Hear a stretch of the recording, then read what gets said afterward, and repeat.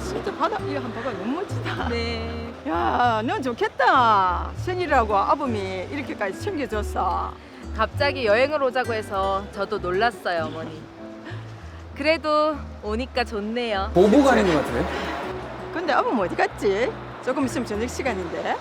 근처에 잠깐 볼 일이 있다고 해서요. 그래?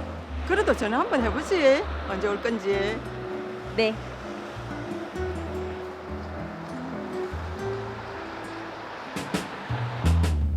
자기 진짜 배짱도 좋아. 너희 가족들까지 데리고 따라와. 그럼 어떡해? 휴가 간 자기가 너무 보고 싶은데. 정말 강큰 남자네. 전화나 좀 받아. 아까부터 울리는데 신경 쓰여.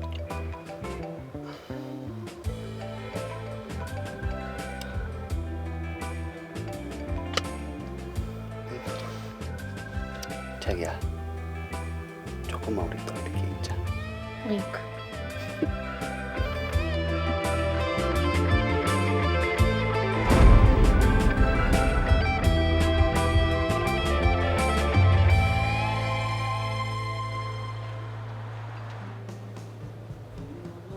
늘 이렇게 손님이 없어요?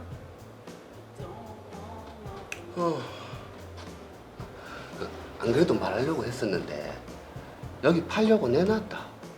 이거 좋고 PC방이나 해볼까 해서. 여보, 장모님 목돈 좀 없나?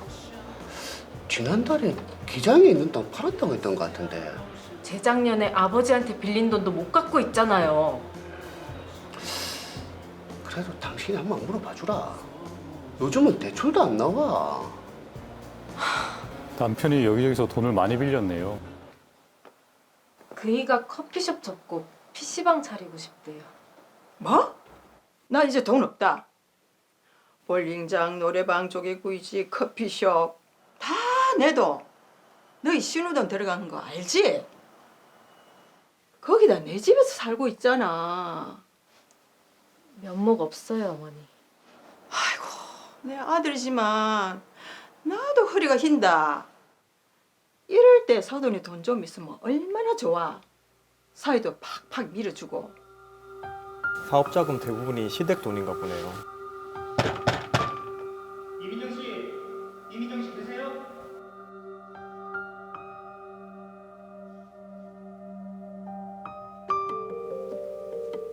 그러니까 선생님 부인이랑 저희 남편이 불륜이라고요? 만난 지 1년 정도 된 것 같아요. 제가 사람까지 써서 모은 친구들입니다. 아니야, 그럴 리가 없어. 이거 합성이지요. 당신 없는 사실을 꾸며서 우리 협박하러 온 거지요. 지난달에 남해 리조트에 놀러 간 적 있죠? 저희 부부도 거기 있었어요. 제가 갑자기 출장이 잡히는 바람에 아내도 따라온 거고요. 거기서도 두 년놈들이 아이고 애미야. 두 사람 지금 어딨어요? 이 사람 여기 있네요. 아유, 네, 좀 잘라줘.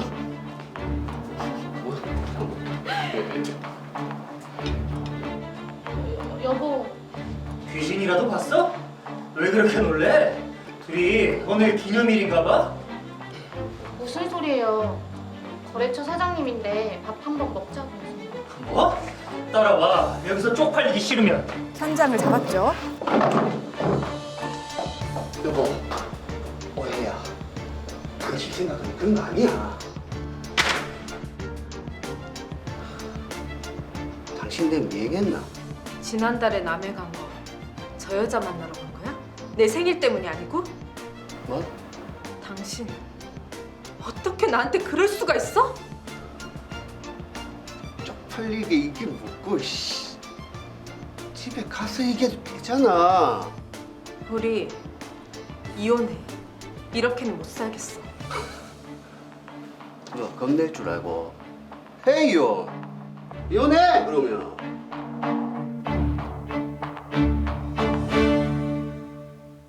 엄마. 위자료 들어왔어. 4천만 원.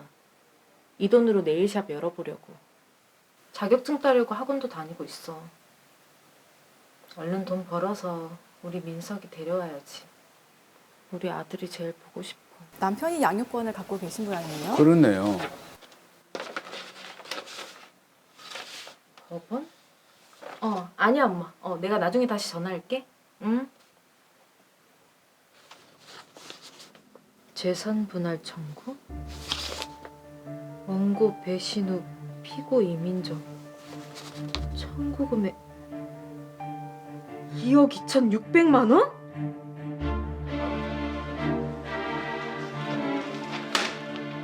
이거 뭐예요? 내가 왜 당신 빚을 갚아야 돼? 이혼까지 했는데?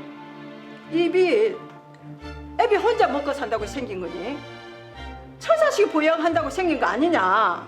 기왕 이혼한 김에 부채도 같이 정리해야지. 어때? 이혼하면 잘못돼서 빚더미 올라선 기분이. 그러게 왜 쉽게 이혼하자 그랬냐? 뭐가 득이고 실인지 따져봤어야지. 내가 그 돈을 왜 갚아야 되냐고. 생활비 말고는 구경도 못한 돈인데. 결혼 한 번 잘못한 것도 억울한데 이혼했다고 빚까지 져야 해. 내가 왜? 억울하면 맞고서 하시던가. 가요 엄마.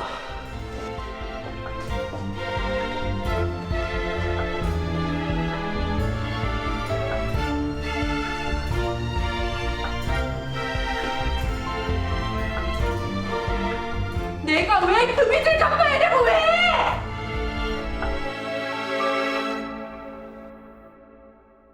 네, 자 결혼 한번 잘못한 것도 억울한데 이혼하면서 어마어마한 빚까지 생기게 됐네요. 너무 억울할 것 같아요. 그렇습니다. 이 말이 딱 이제 적반하장이라는 얘기가 딱 어울리는 것 같은데 예. 사건을 정리해 보면 이민정 씨는 이혼하기 전에 시부모님 댁에서 함께 살고 있었습니다. 그러니까 매달 들어오는 200만 원을 가지고 생활을 하고 아이도 키우고 시댁 살림까지 도맡아 했죠. 네. 근데 결혼 생활을 하다가 남편의 불륜 사실을 알게 됩니다. 네, 자 그래서 이제 이혼을 하게 된 거죠. 그렇죠. 조사를 해보니까 남편은 바람을 피운 것뿐만 아니라 거기에다가 사업만 하면 망하는 그런 사람이에요. 카페도 했다가 망하고 볼링장 했다가 또 화면에 보면 PC방으로 또 옮긴다고. 아이고. 그러니까 이렇게 사업을 늘 실패를 하는 데다가 거기에 또 더 나쁜 것은 폭언이나 폭력적인 행위까지도 스스럼없이 한다고 하니까 참 나빠도 이렇게 나쁠 수 있나 정도까지 간 것 같습니다. 네. 그래서 민정 씨가 이혼을 하게 되고 위자료 4천만 원을 받고 서로 갈라서게 됩니다. 네. 자, 저희가 그 2회 때 이혼 얘기 다뤘었는데 그때 배웠잖아요. 이혼은 그간의 생활을 정산하는 과정이다. 그렇죠. 아까 그 화면에서 보니까 남편이 민정 씨에게 재산 분할을 이제 청구를 했더라고요. 혼인 파탕에 책임이 있는 배우자는 이혼을 먼저 청구를 할 수 없는 걸로 알고 있는데 재산 분할 청구는 가능한 건가요, 변호사님? 네, 대부분 이혼 그 위자료 재산 분할이 하나의 사건으로 진행이 되고 있어서 이제 같은 사건으로 보는 경우가 많은데 실질적으로는 여러 가지 사건들이 병합돼서 진행되는 경우입니다. 네. 그래서 화면에서 보셨듯이 민정 씨가 협의 이혼을 했는지 재판상 이혼을 했는지 명확하진 않지만 이혼은 하셨고요. 그리고 위자료로 4천만 원을 받으셨고 양육권은 아마 남편이 가지고 있는 것으로 보입니다. 네. 그래서 재산 분할은 이렇게 이혼을 한 날로부터 2년 이내에 다시 청구를 할 수 있는데요. 유책주의를 택하고 있는 우리 법제상 유책 배우자인 남편이 먼저 이혼 청구를 할 수 없지만 네. 바람을 피운 배우자라고 하더라도 혼인 중에 형성된 실질적인 부부 공동재산에 대해서는 각자의 기여도를 기준으로 재산 분할 청구가 가능합니다. 쉽게 말해서 재산 분할은 원래 자기 몫을 가져가는 것이기 때문에 네. 혼인 파트너의 기책 사유와는 무관하다는 것이죠. 이야, 이게 이제 상식적으로 보면 잘못한 사람도 재산 분할을 청구할 수 있다니까 좀 억울하긴 한 것 같은데 드라마의 사례를 보면 재산을 분할하는 게 아니라 빚을 분할을 하자라는 그런 얘기인 것 같은데 보면 뭐 사업을 운영하다가 진 빚이 합계 금액이 4억 5천만 원 정도가 됩니다. 예. 근데 이 금액도 보면 시부모님, 시어머님한테 또는 뭐 시누이한테 이렇게 빌렸던 그쵸, 그런 예. 금액인 것 같은데 그리고 야, 사실 이 부채 절반을 어. 갚아야 된다라는 게 조금 납득이 안 되는데 어떻게 갚아야 됩니까? 그리고 민정 씨가 남편이 준 생활비로만 200만 원으로만 생활을 했잖아요. 그렇죠. 그렇기 때문에 그 돈을 갚을 만한 능력도 없을 것 같은데 자, 배우자 한 사람 명의의 이런 과도한 빚도 재산 분할이 되는 건가요? 예, 사실 전업주부나 부부 일방이 각자 경제 생활을 하는 경우에 배우자의 부채를 확인하지 못하는 경우가 굉장히 많습니다. 그렇죠. 그래서 어느 날 사이가 나빠져서 이혼을 하게 됐는데 재산을 분할을 해보니 알지도 못했던 배우자의 빚을 나눠야 된다면 굉장히 큰 낭패겠죠. 부부 일방이 혼인 중에 제3자에게 채무를 부담한 경우에 그런 채무 중에 공동생활의 수반에서 발생한 채무는 나누게 되는 것이 원칙인데요. 네. 이 사안처럼 적극 재산보다 소극 재산이 많은 경우에도 재산 분할이 가능한지가 문제입니다. 아니 지금 적극 재산, 소극 재산 하니까 보니까 재산에도 적극적인 성격의 재산이 있고 소심한 성격의 재산, 내성적이고. 내성적인 재산 이걸 좀 쉽게 좀 얘기를 좀 해주십시오. 예. 네, 쉽게 말씀드리면 적극 재산은 자기가 마음대로 쓸 수 있는 재산, 뭐 돈이나 부동산 그리고 자동차처럼 실제 소유하고 있는 재산을 말하고요. 소극 재산은 다른 사람에게 갚아야 될 돈 또는 뭐 금융기관에 빌린 대출, 개인적으로 빌린 돈 이런 내용을 말하는데 일반적으로 빚이라고 합니다. 아, 네. 그러니까 적극 재산은 실질적인 내 돈, 뭐 자산인 거고 소극 재산은 갚아야 할 남의 돈, 빚이겠네요. 자, 그러면은 내 돈보다 갚아야 되는 빚이 많을 때 이것도 좀 나눠야 됩니까?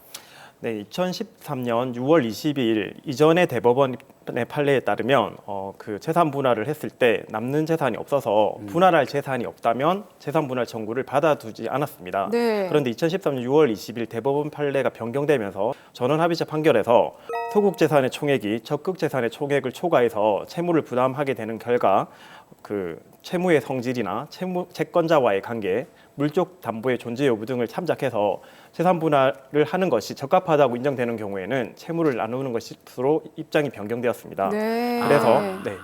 그래서 이제 적극 재산보다 소극 재산이 많은 경우에도 채무를 나누게 되었습니다.